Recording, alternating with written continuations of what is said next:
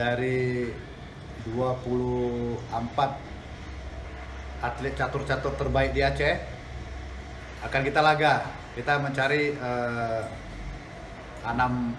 besar yang akan kita persiapkan atau kita terjunkan menghadapi Porwil Catur se-Sumatera di Bangka Belitung, dan kita harap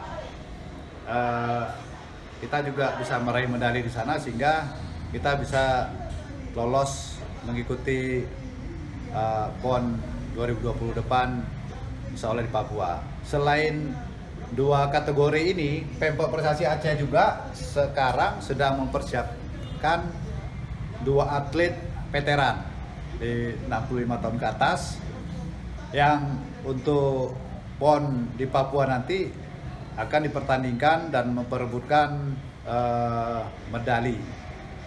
Dan kita sekarang ini kita juga berusaha dari atlet ini juga nanti akan bisa lolos di PON 2020 di Papua.